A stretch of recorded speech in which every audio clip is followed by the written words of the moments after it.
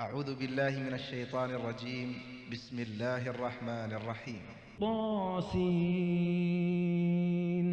تلك آيات القرآن وكتاب مبين، هدى وبشرى للمؤمنين الذين يقيمون الصلاة ويؤتون الزكاة وهم بالآخرة هم يوقنون.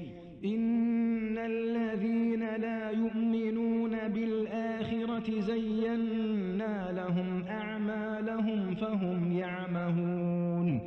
أولئك الذين لهم سوء العذاب وهم في الآخرة هم الأخسرون. وإنك لتلقى القرآن من لدن حكيم عليم. إذ قال موسى لأهله إني آنست نارا سآتيكم منها بخبر أو آتيكم بشهاب قبس لعلكم تصطلون.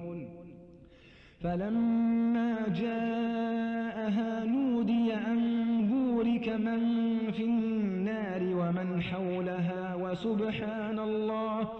وسبحان الله رب العالمين. يا موسى إنه أنا الله العزيز الحكيم وألق عصاك. فلما رآها تهتز كأنها جان ولا مدبرا ولم يعقب. يا موسى لا تخف إني لا يخاف لدي المرسلون. إلا من ظلم ثم بدل حسنا بعد سوء فإني غفور رحيم. وأدخل يدك في جيبك تخرج بيضاء من غير سوء في 9 آيات إلى فرعون وقومه إنهم كانوا قوما فاسقين.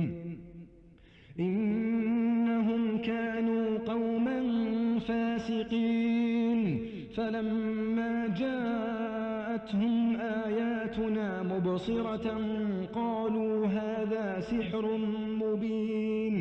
وجحدوا بها واستيقنتها أنفسهم ظلما وعلوا فانظر كيف كان عاقبة المفسدين.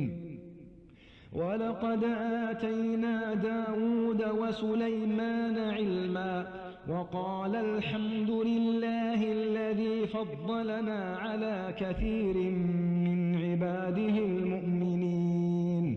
وورث سليمان داود وقال يا أيها الناس علمنا منطق الطير وأوتينا من كل شيء إن هذا لهو الفضل المبين.